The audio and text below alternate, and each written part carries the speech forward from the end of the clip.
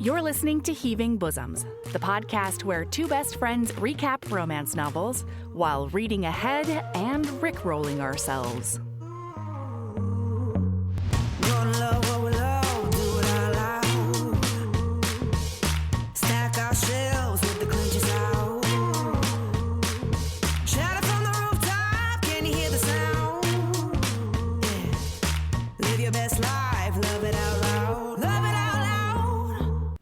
Hey HBs, we're back for the second part of Once Burned by Jeaniene Frost. Before we get to that though, remember that this Friday, I'm telling Sabrina all about the second book in this series, Twice Tempted. Look, I had to know. I had questions I needed answered, and it was worth it. Some fabulous people have joined our Patreon recently, so I want to give a warm welcome to Patalian, Matthew, Olivia U, Ellen W, Christine D, Ruth S, and Serena M. If you want to check out our Patreon, that's where you can get bonus episodes, these episodes early, ad-free, and all in one shot, watch parties, and more. When we ended our episode yesterday, Layla found out that her powers are slowly killing her, and the only medicine is drinking Vlad's sweet, sweet blood. So, you know, she can taste the sins he keeps close to his skin. Ooh, that's where we're jumping in.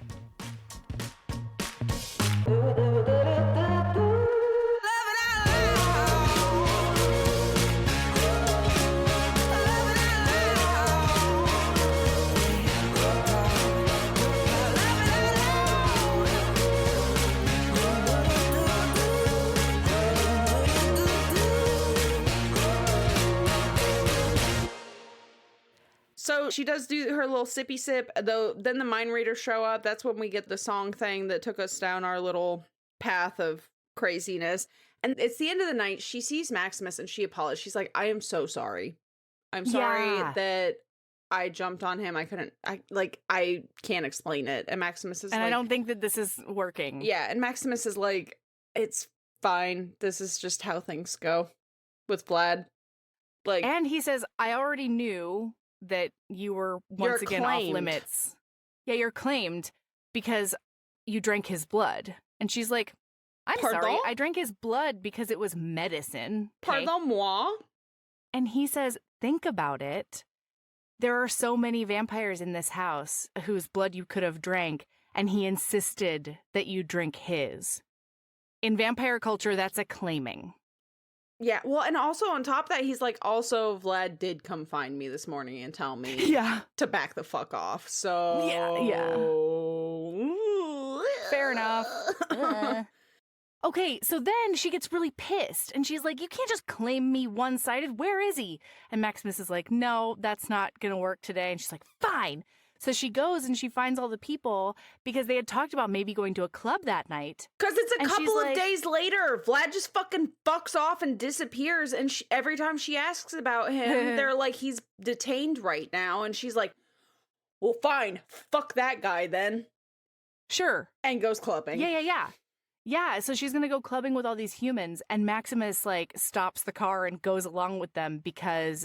he basically, behind her back, got permission from Vlad that she can go He to this basically club. verbally pees all over her in front of the other humans for Vlad. He's like, this is a by proxy piss.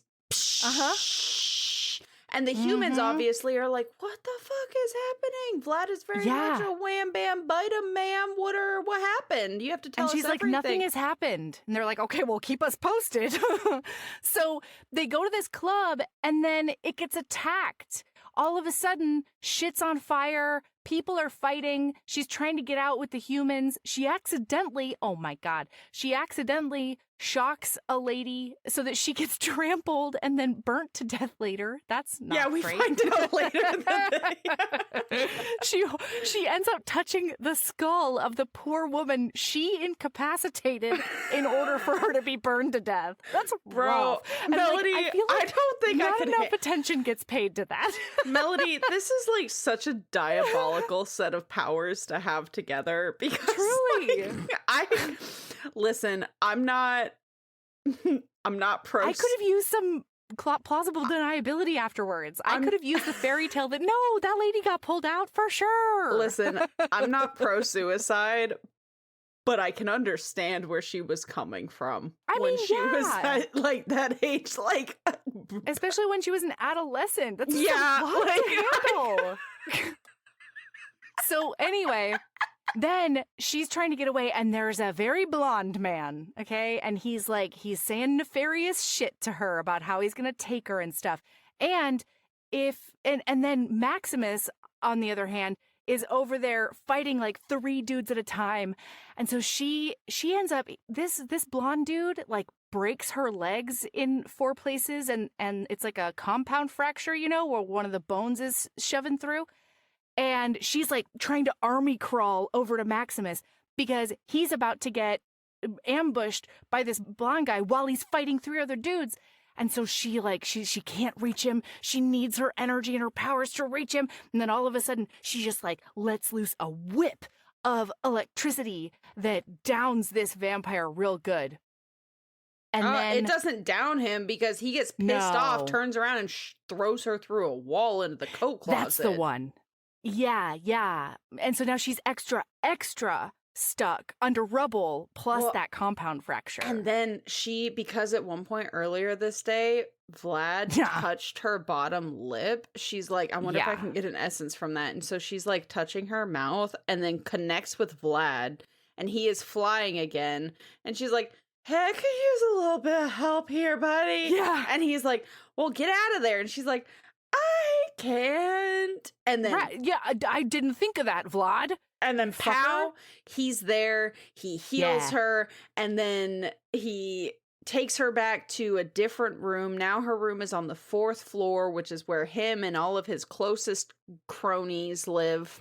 Mm-hmm. And the inner circle. He's like taking care of her and puts her on the bed, and then he's like, all right, it's time for you to rest. And she's like, hang on a flip-flop fucking moment, my good fucking asshole. I have some things to say to you. Yeah. So he says to her that's not the only thing. He says to her, you think my blood is the only tie between us? And he's so horny and she's horny, and he like is leaning over her saying this and looking deep. His hair's a veil around her head, and he's caressing her face, and he says, this is our true tie. You're meant for me, and I will have you. Ooh. And then we get our first kiss. Yeah. And it's horny. A good one. And then he does like launch himself vampire style across the room, and he's like, I gotta stop because otherwise I am about to impale you on something. I'm gonna take that maidenhead. Now is not the time. Yeah. You need to rest. Melody, the maidenhead. It's been a very overwhelming day. Is that part of what made you clock this as at least a 2010? Yeah. Yeah, because listener, when sex does inevitably happen, which I was kind of glad that it happened this book, because I kind of, when I realized that this was the first in a series, I thought we weren't going to get sex in this first book, which is, it's fine, right? Like, sex is not required in a romance, but guess what? No. It's required in this romance because these it is so horny. Yeah. It would have been a crime for Jeaniene Frost not to give us sex this book. Sorry. Yeah. That's the way she wrote it. Yeah. It's not my fault. You know? Yeah. I'm just reading what's on the page. Yeah. Okay. Yeah. Yeah. And don't worry, everybody. He gets her so good, and she's a super virgin, you know? Yeah. He's her first in everything, and that is a 2010s paranormal book. Hell yeah, it is. So it's super cute because she ends up saying, like, bring me the bones of the vampires from the club. Bring me the bones of all the people who got burned in that building. But I'm going to put it in my cauldron and touch them up. I'm going to lick them a little bit, is what she says. I'm so glad her power is not oral related. Places. Well, it's so cute, though, because she's like, bring me the bones, and he does bring her the bones, and then kisses her cheek and says, beautiful and diabolical, you make me impatient to claim you. And I Tough. said cute, but I guess horny is Both. what it's both. It's both. It's cute. It's horny. It's all the things. Yeah, so she does like go through the bones and she does find what they call initially the puppet master. And he's like, all right, bring in the world's best sketch artist. Wild thing to say. Find the best, the objectively best. Well, and then not only that, sketch artist. It's like in the whole a 75-year-old French lady. Yeah. Have her here by morning. Just in Romania. Not the best one in Romania. No. The whole search the galaxy for the best sketch artist and then transport them here forthwith. By tomorrow morning. Mm-hmm. Get on a bullet train if you must. Like, what the fuck? Yeah. And they do. Yeah, this lady comes and she does the big old sketch 'em ups. Huh. And Huh. no, Huh. no, they have sex first, I bet. No. No, what happens? So, turns out the room she got put in, unsurprisingly, is basically his duchess's chambers, right? Yeah, like, yeah. There's a little It's the sitting room. And we connected- have this, like, sexy, like, mouth on the neck scratching scene. And you are fully looking at it going, oh my God, it's on TM, it's on TM. And then she, this wonderful heroine, pauses and pulls back. And she's like, look, you have to stop. I'm not doing anything with you until you tell me the catch. What's the catch to sleeping with you? And he's like, what do you mean the catch? And she's like, yeah, the catch, cost, downside, or thing that will make me say, oh shit, tomorrow when it's too late. Tell me now. And he says, that catch. To start, if you betray me with another man, I'll burn him to death in front of you. And she's like, okay, well, really only chill. if you hold yourself to the same standard and don't pull any of that your mind garbage if things don't work out between us. And he's like, I never set a standard that I won't keep myself. And if you ever want out, you need only say the word, but mean it, Layla, because once I leave, I'm gone forever. That's how it's always worked for all the hundreds of years of my life, he says. I never go back on this one thing, he says. Well, and this check doesn't get cashed in this book, but there are 3 other books. So I'm pretty sure it's going to get it sounds like maybe it gets cashed in book 2. Based on how Melody is humming over there. Humming knowingly and then with all my knowledge. I literally wrote in my notes about this. Surprise, surprise. He can give her everything but love. Because the quote continues because she's like, he's like, no, I can give you honesty, monogamy, and more passion than you can stand, but not love. That emotion died in me long ago, as I suspect you already know.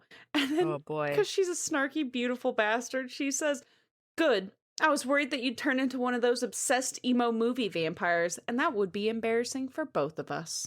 And then, guess what, Melody? I was wrong, but you were also wrong, because my next note is, holy shit, all caps, it's on, TM! It's on, TM! And then we do have 2 chapters of sexy times, and it's hot. Yeah. It's hot. It's good sex. There's a lot of cunnilingus. Mm-hmm. There's a first time There's nipple suckering and fingering and sure. And he fucks her and then pulls out and goes down on her and then fucks her again. Yeah. It's hot. It's great. It's good sex. We enjoyed it. Melody, I do have one question for you. How do you feel about the description of his cum as hot honey? Oh, yeah. I had blocked that out. I don't hate it, but it also makes me go, huh? Like, it kind of takes me out for a minute. His hot honey. Yeah, she's like, it felt like hot honey inside me. And I was like, one, inside you? Yeah. We had no contraceptive discussion. No. I mean, he is dead. You think that she knows? You think Marty said to her, don't worry, vampires can't sire children? No. You think she had that conversation with Marty? No. No. He knows that didn't he birds can't and the have bees kids, her. but she definitely went all in without even contemplate. You're completely right. You think this bitch has an IUD? She hasn't gone to the No. fucking doctor in 12 years. There's no way this girl's on birth control. No. She's for sure not. No, absolutely not. But anyway. I hear you. Yeah. She could have got Twilighted real hard, and then where would we be? You know? Insurance isn't one size fits all. That's why drivers have enjoyed Progressive's Name Your Price tool for years now. With the Name Your Price tool, you tell them what you want to pay, and they'll show you options that fit your budget. So whether you're picking out your first policy or just looking for something that works better for you and your family, they make it easy to see your options. Visit Progressive.com. Find a rate that works for you with the Name Your Price tool. Progressive Casualty Insurance Company and Affiliates. Price and coverage match limited by state law. Oh my God. At one point during this, I have a couple of quotes from the sex. I won't read all of them. But at one point when as he's getting naked, he's just standing there naked while she like stares at him real horny like. And he's like, if I didn't want you so much, I'd let you keep fucking me with your gaze. But you make me impatient. And then he goes at it. And oh my God, it was so sexy because she's like, laying there thinking like, oh God, I only have a B cup, like I don't have much for him to look at, and he's this fucking god.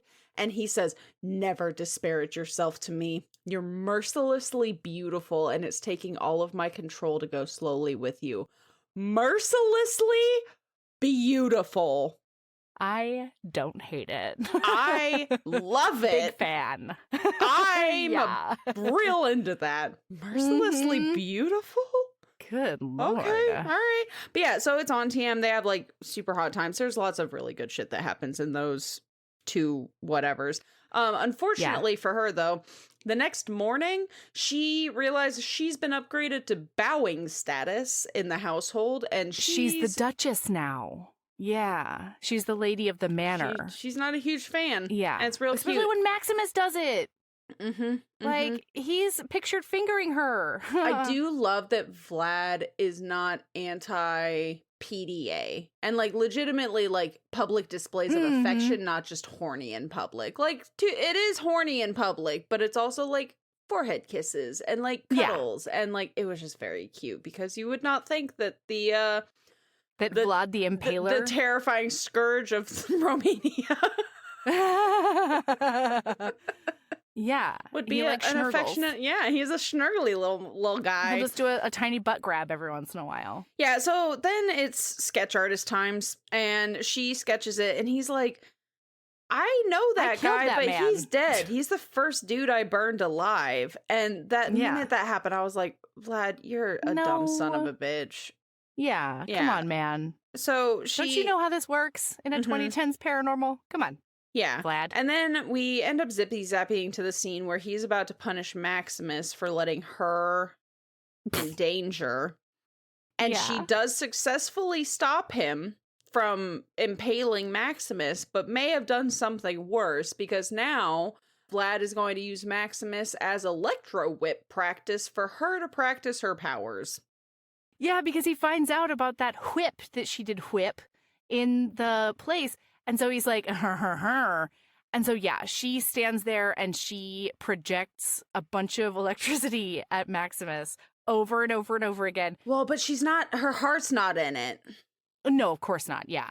Because he says you've only ever practiced tamping down your power. Now you need to practice wielding it as a weapon. And she's not at all motivated by hurting Maximus. So, yeah, exactly. And then, oh my God. And then he's such a ancient asshole because he throws her guilt over her mom in her face. Yeah. And she's like, go fuck yourself, and then explodes an ancient Greek statue. And Maximus is like, ah! Yeah. And I fell even more in love with him. Because of his conservation instincts. Yes. And so we end up like doing some zippy zapping around. We learn that Vlad likes vampire movies, which is so cute. Endearing to me. We also we end up hearing about his feelings for her because he's basically like, you're important to me. on a level Yeah. that most people aren't. Like, I can't give Right. you love, but I can give you all of these things. Mm-hmm. And it's hard, though, because she's starting to have, like, some real Capital F intense feelings. Yeah. Yeah. Yeah. And basically what we find out is that the guy that he thought he killed the first time he killed someone wasn't as crispy as he was meant to be. Silagi? Yes, that's the one. Silagi, yeah. And so they have to find this like original big bad. Turns out they have the same sire. And although the sire gave him his ability to fire bend, he gave this other guy the ability to anti-desiccate. I guess. Yeah. Hey, look, it's the quote I said the note that I said at the beginning of the episode, that Mahaley shares progenitor with Vlad, but has degeneration power, not fire. Which, like, I kind of love this. He has the power of possuming. He does. Yeah. He has the power to play dead. Vampire He looks real dead, but then when you leave, he reanimates.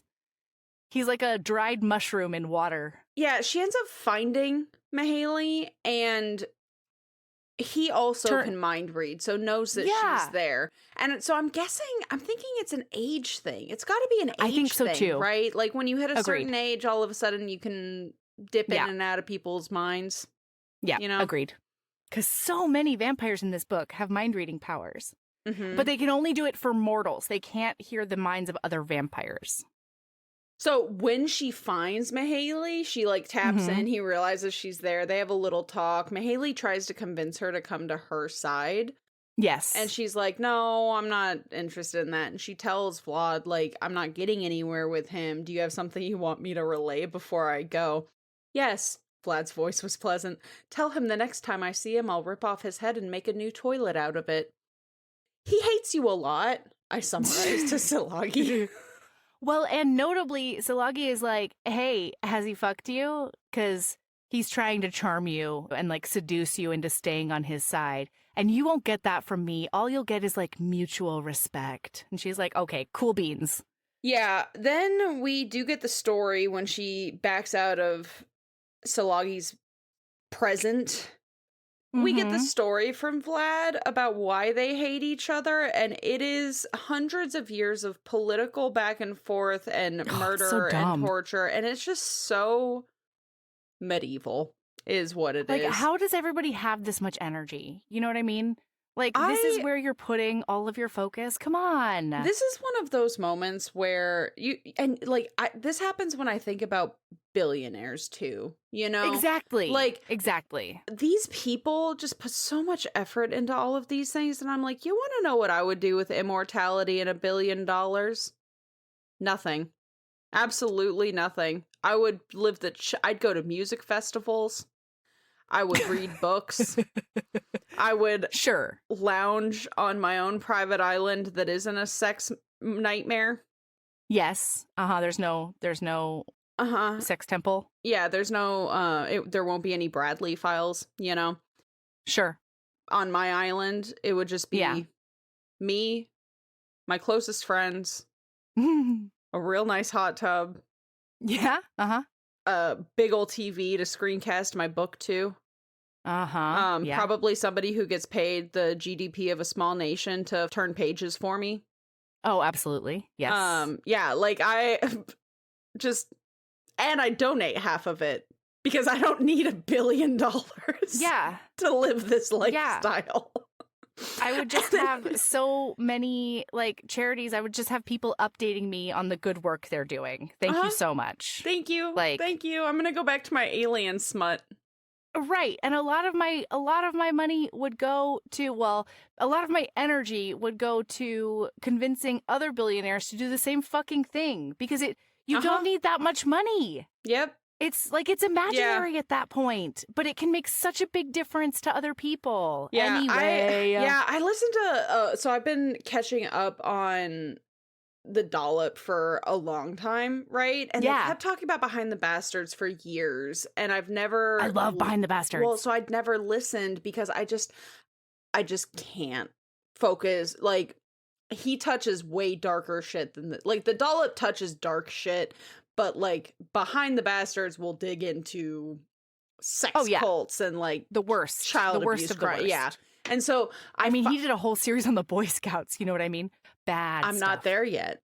Okay. But I'm finally at a point where I can listen, right? And so I've started listening, and like listening to it, he focuses on a lot of like singular people, you know, the people behind the bastards. And like, bro, I just hear about what these people do, and I'm like, you literally could have just not.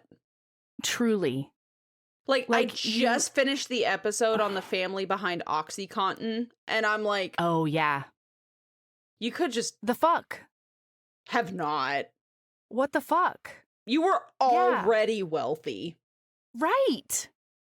Like this didn't need Oh what? my god. It's so agonizing. Like hearing Truly. Oh god, what a world we live in.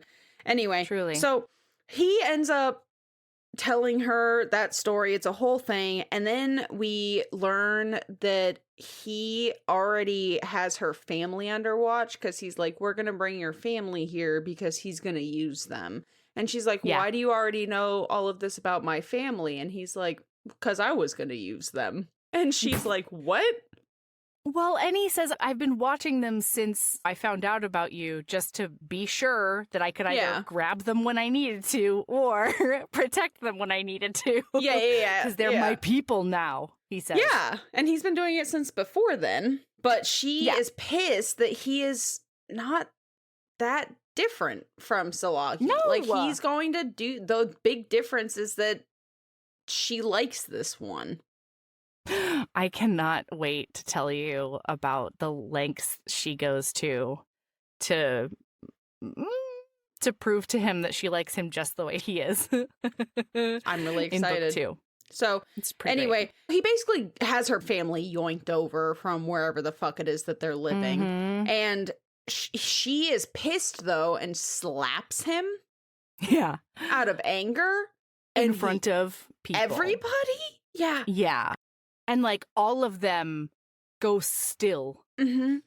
Listener, I need you to know that when her family shows up, her cover story is hilariously terrible. It's basically that she's in Romanian witness protection. Yeah. Yeah. And none of it makes sense. And then, of course, her army dad does some digging because he's still got high-reaching contacts in the Pentagon. I like how we both became like mid-30s radio DJs for a second. In the Pentagon. You see? Yeah. Talk to those contacts. And finds out that she's like, he's a bad guy. Vlad is like basically head of organized crime for the entire part of the world. Romanian coastline or something. And she's like, I mean, you're not wrong. But like, you're also very wrong. Yeah, and so he tries to be like, we got to get out of here right now. And she's like, Dad, no, it's fine. And then all of a sudden, he goes to like grab her arm or something, and then shrapnel is there. And he's got her dad up by his pork chops, like up on, I'm going to murder you to death. And she's like, no, let him go. What are you doing? And he's like, he was about to touch you, and that's not allowed. And she's like, God damn it. And then Vlad shows up. And they have like this whole confrontation where she looks at him and she's like, I guess show them what you really are. And then wind starts blowing around him and his eyes start glowing and he starts levitating in front of them. And then he grows a cape and he's like, I am Vlad, the original impaler. Do you want the exact quote, Melody? Yes, please. Tell us everything. Show him, Vlad. His gaze changed from copper to bright glowing green, and his smile bared teeth that now had 2 sharp fangs. A muscle ticked in my father's jaw, but his expression didn't change. Fancy contacts and novelty teeth don't impress me. I didn't think they would. Vlad replied in a silky voice. But that happens before I do this. He levitated into the air, hovering several feet off the ground. Then flames erupted from his hands, first eerie blue, then orange, yellow, and red. They climbed up his arms, licked the edges of his long brown hair, and while their heat was palpable, not a stitch of fabric or a single hair on him burned.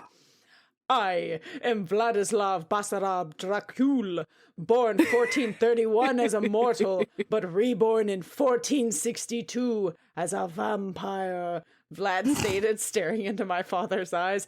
And I... and I am but one out of millions of vampires, ghouls, ghosts, and demons that live in secret among you.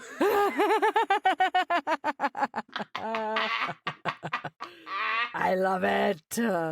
Oh my god. And it's so funny because she literally thinks to herself, piling on the drama a little thick, aren't you? Like, this is a lot. Well, and then her little sister faints. Just right there on the spot. She just faints. Yeah. By the way, we have made up from him stealing her family because there was a conversation that they had basically where she's like, listen, like I know this is normal for your old ass, but in the 2012, we don't do this nowadays. Yeah. You know, it's the 21st century.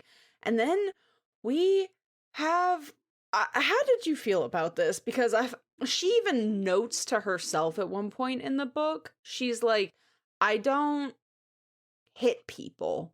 That was wrong of me to have hit him in anger, even if he's a vampire. But what he says is, do you know the last time I let someone strike me without retaliation? And she's like, you're changing the subject. And he's like, yeah, okay. But really aside from last night, there hasn't been a single instance. You've seen the scars on my body, but not all are from battles. Many were from when I was imprisoned as a boy and repeatedly beaten. In the centuries since, I've let few people touch me in friendship, fewer still as a lover, but none in anger without extracting my vengeance. Yet you struck me, and I did nothing. His voice deepened. If you don't find sufficient apology in that, then you don't know me at all. And like, I loved it. There's a lot of this. I loved it. Where he's Fair like, enough, yeah. I felt weird loving it because I'm like, she shouldn't have hit him. She acknowledged that she shouldn't have hit him. And he's just like, I didn't do anything about it because you're mine. Like, I felt so conflicted loving it. Yeah, that's fair. I don't know. I wasn't conflicted at all. No? Okay. And nope, I wasn't. I'm glad. I wasn't. Because here's the thing. Because we've been in her head the whole time, it's very clear to me that she is not a person who would see that admission as permission for the future. Yeah. She's very clear on the fact that she genuinely feels bad about it. It's something that she does not do and will not do again. I mean, to be fair, part of the reason that she's probably never done it is that 99% of people, anyone. if she slapped them across the face, they're getting a lot more than a slap across the face. Yeah. That's going to crisp you down to your bottomest sphincter. That's the one. Yeah. Yeah. Anyway. Oh, he gave her fancy grounding gloves? Oh, yeah. So that Little she can touch boys. people? But they're like not gigantic gloves. They're specially made, so they're like super thin, but they do all the stuff that a foot of rubber would do, probs. Oh my God. And then it's so cute because before they meet the family, at one point she touches him and we get a little scene of him from the past. And it's him trying to figure out what he's going to wear to meet her family. And it's really cute. And what he ends up going with, listener, is a bedazzled black cashmere coat.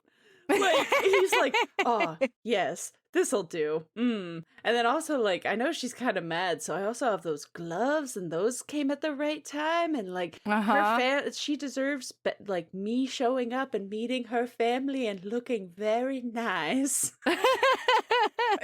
Making a good impression in any way I can. Yeah.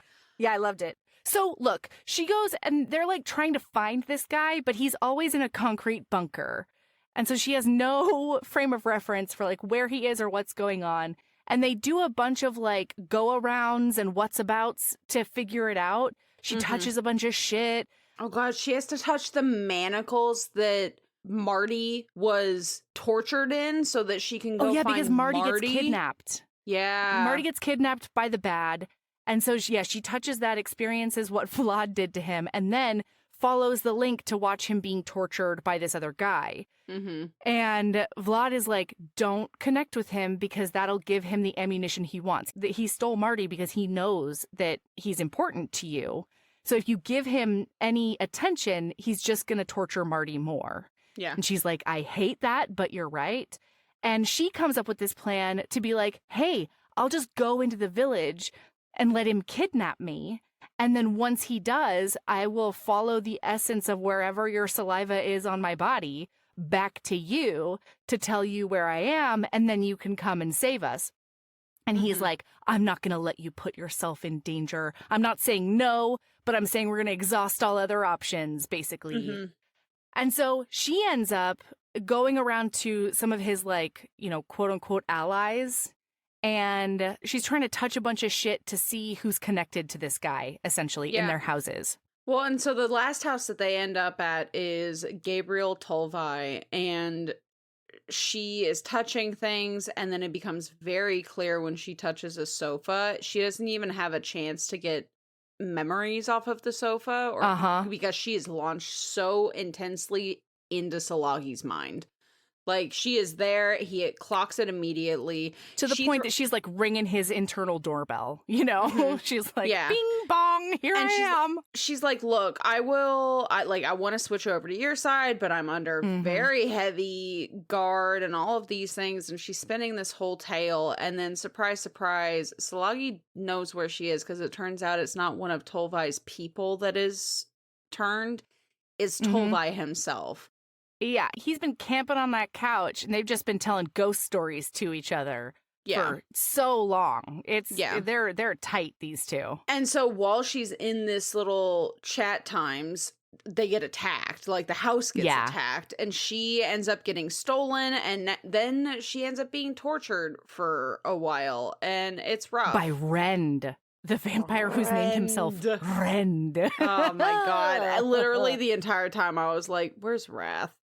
Like, this is so BDB coded. Seriously. And she and Marty are both getting tortured in a horse stable. And so basically, like, she ends up giving this guy just enough juice to fell him a little bit.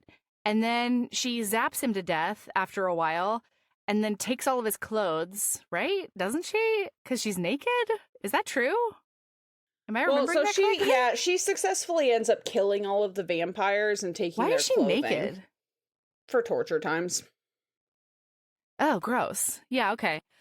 Yeah, fair enough. They don't want her, she frees specifically, Marty. they don't want her to have anything that could have essence on it, because they don't realize that essence can be on her skin. And so if she touches clothing and stuff, they know that she'll, like, they don't know exactly how her powers work, but they don't want to give her any way to talk to her lover. Yep, that's fair. Also, that's fair. Oh my God, this quote gutted me, because as she's getting tortured, she says, over the past 12 years, I've gotten familiar enough with pain to classify it in stages of mild, moderate, acute, intense, excruciating, and freeing.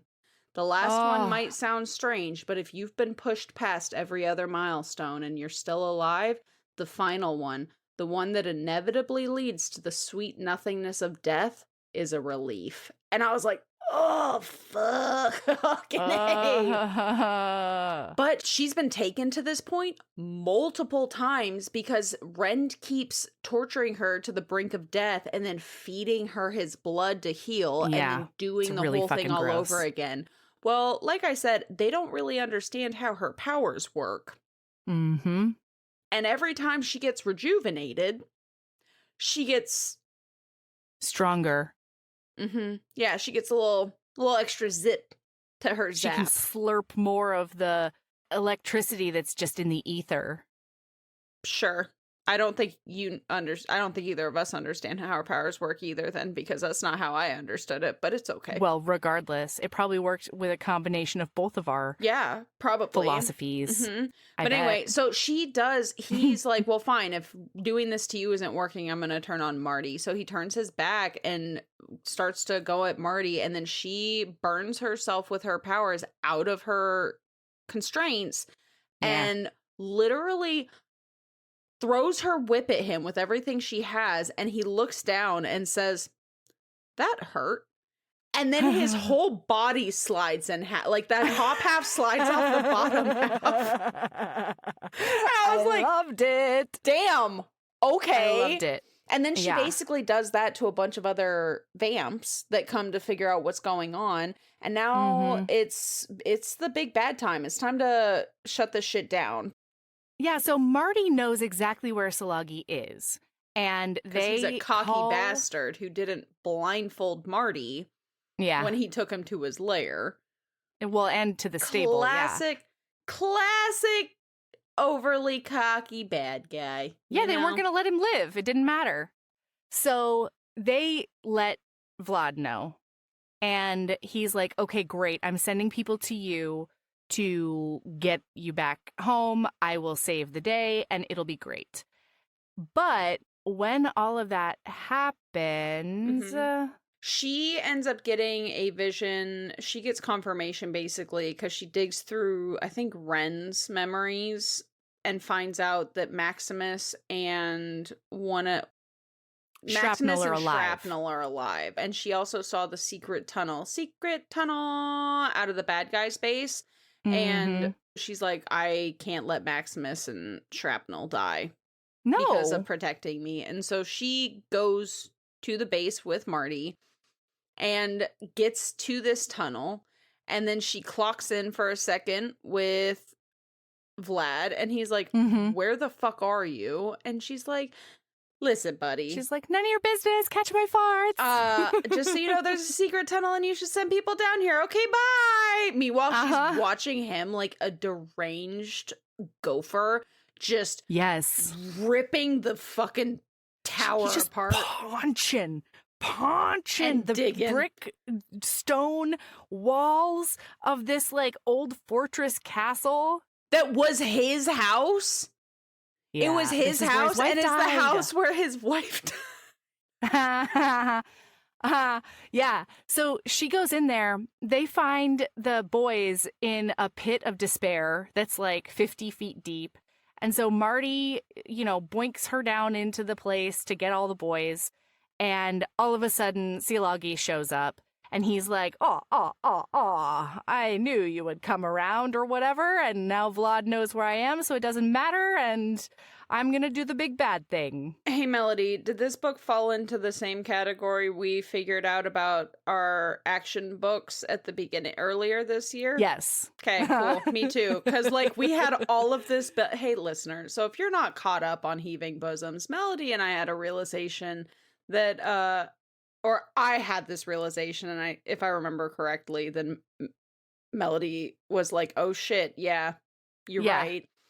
A lot of action romance, the final climax, there's so much build up to it, and then it just fizzles. It's like a page and a half, and then it's over. And it's like, we've been building up to this for so long. There was not actually any tenterhooks in the final showdown. I mean, I thought there wasn't this one simply because of the surprise about his powers. There was a bit of a payoff there. But yeah, I mean, ultimately, the action in a romance isn't the climax, Like, it has nothing to do with the romance. Yeah, but usually. The climactic action scene, it just didn't feel satisfying, because literally she's in there, Silagi shows up behind her, and they talk for like half a second, and then Vlad is just right there in front of her, and the scene is basically over. We have a little bit of the big baddies talking back and forth, but Maximus and Shrapnel and Marty have skedoodled on out of here, and we have some baddie talking, and then he just scoops her up. Vlad does. Well, and jets out of there. Yes. I think the nuance a little bit for me is we forgot to tell listener about one scene in which Vlad was going to go off to, like, you know, see a thing or rescue a person or whatever. And she gets a premonition of Zialagi blowing up an entire mountain to fall onto this place where Vlad is. Yeah, to bury him alive. Yeah, and they change the whole plan according to her premonition. And so this time, what they don't realize is that he would do the same thing even standing in the same place. Because it kills Vlad. Yes. And so the reason that Vlad has to pick her up and fly out of there is because Zialagi blows the entire place up voluntarily in order to kill Vlad. Meanwhile, she is thinking, oh, yeah, of course, this is how I die.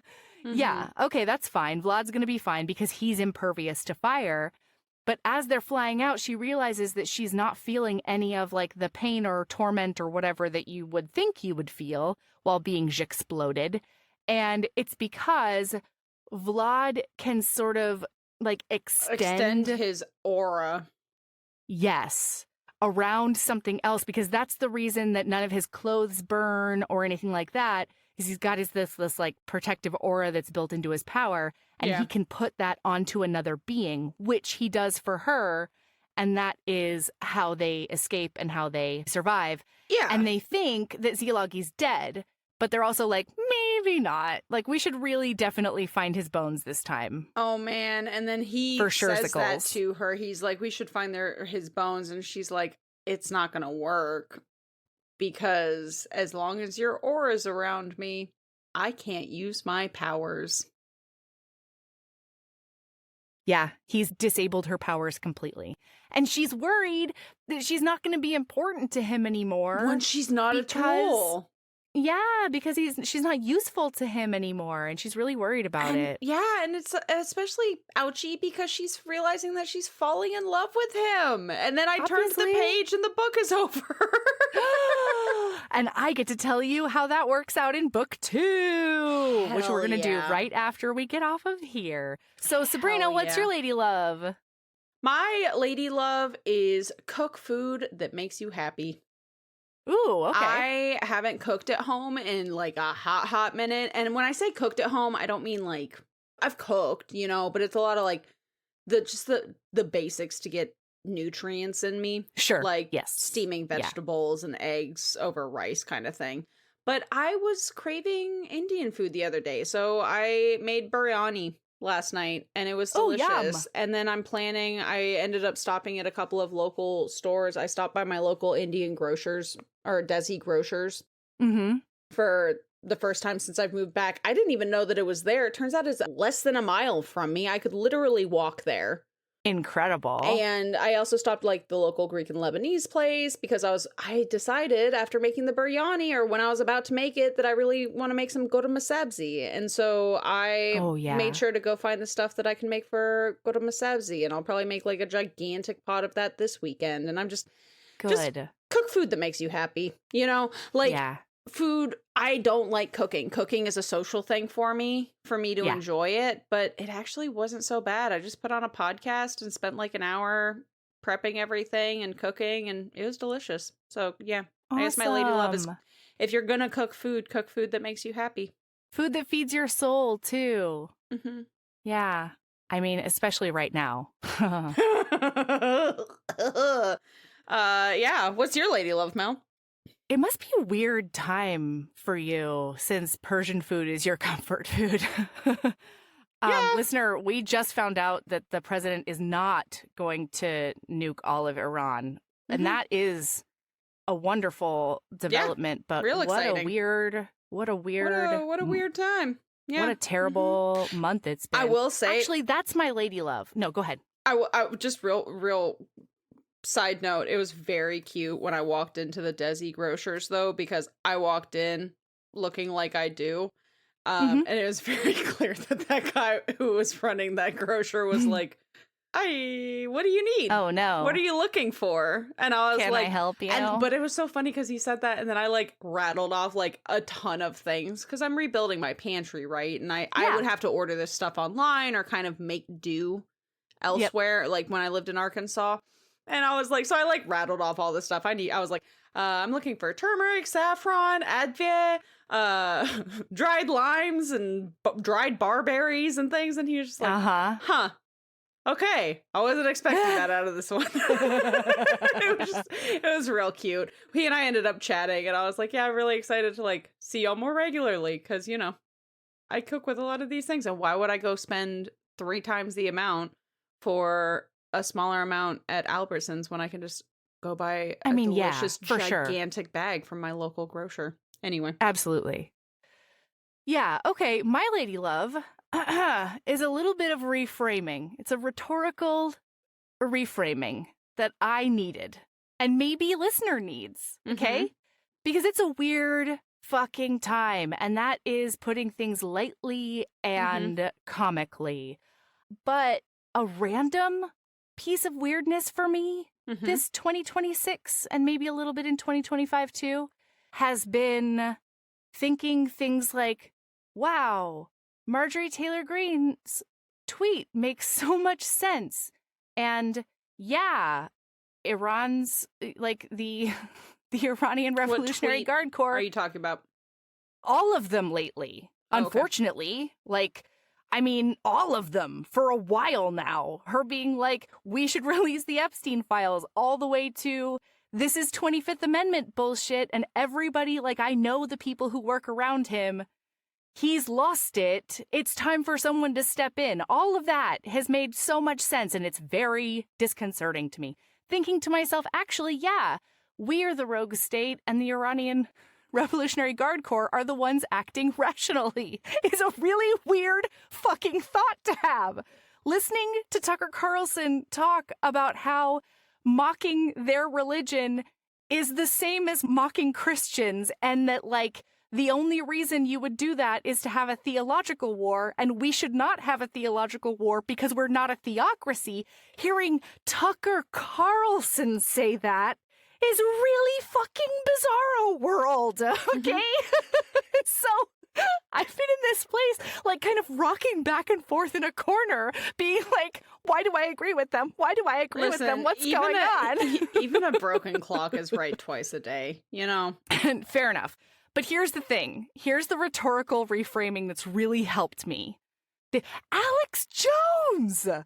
That one fucking... Yeah. The guy who told us that we're turning frogs gay. That guy who is under $1 billion judgment because he thinks Sandy Hook is fake. That's the guy I'm currently agreeing with.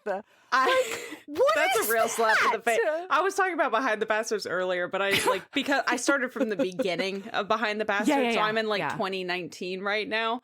Oh, and, wow. Wow. Let me tell you, it's rough listening to it, knowing what comes. Okay. Some of the things that get commented on, I'm like, oh, baby, it gets so much worse.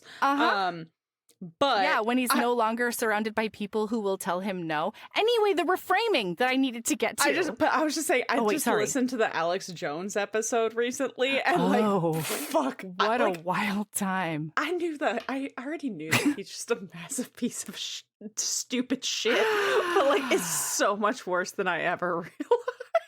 Yeah. Continue. And he is making sense to me, Melody. And so it's been one of those things where, like, it's like a place of weirdness that's like friction, but also funny and also weird and also like, what the fuck? And so I've been rocking in a corner a little bit about it. But then a rhetorical reframing that I came to that might help. It seems very straightforward once I say it out loud, but it truly did unlock something in me. Is that I am not agreeing with all of these people. Okay? Mm-hmm. They are finally agreeing with me. And that makes all the difference. I love that for you. I love that for you. Yeah. Yeah. Like, that's what's happening right now, is they are having revelations we were screaming about for years before this. It is not me who is changing.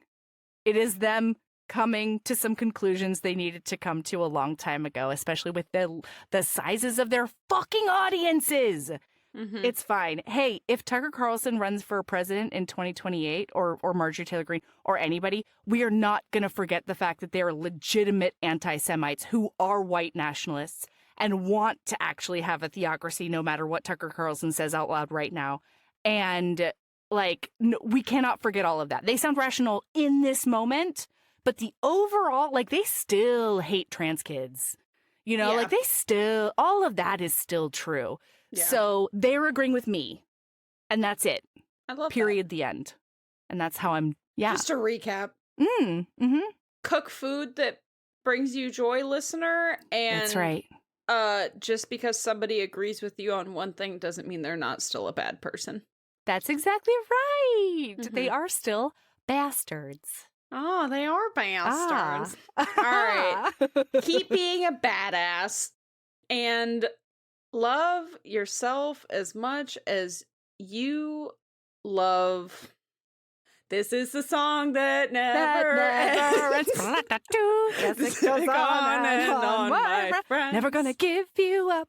Never gonna let you down. I'm never gonna run around and hurt you.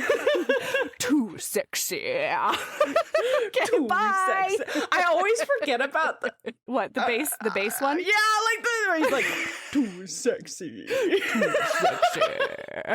And the vocal fry that just keeps going. Oh, it's so Too good. sexy. I think I might have to actually listen to that song. Uh-huh. All right. Okay, bye.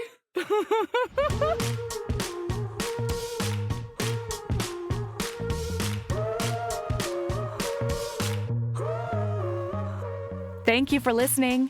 Next week, we'll be back with 2 novellas plus reading embrace activities. Sabrina and I are mixing it up and surprising each other. Heaving Bosoms is produced by us, Melody Carlisle and Sabrina Bradley. Editing is done by me, Melody Carlisle. Our theme music is by the incredible singer-songwriter Brittany Fonts, and our art is by the ultra-talented author Kate Pryor. If you like our show, remember to follow us on your favorite podcast app, rate us 5 stars, and leave a review. That one small action is a huge way to help the show. If you want to get in touch with us for advertising inquiries or anything else, you can email us at heavingbosomspodcast@gmail.com. If you want more of us, visit patreon.com/heavingbosomspodcast. You can also find us on Instagram at Heaving Bosoms, on TikTok at Heaving_Bosoms, and in our Facebook group, the Heaving Bosoms Geriatric Friendship Cult. See you next week.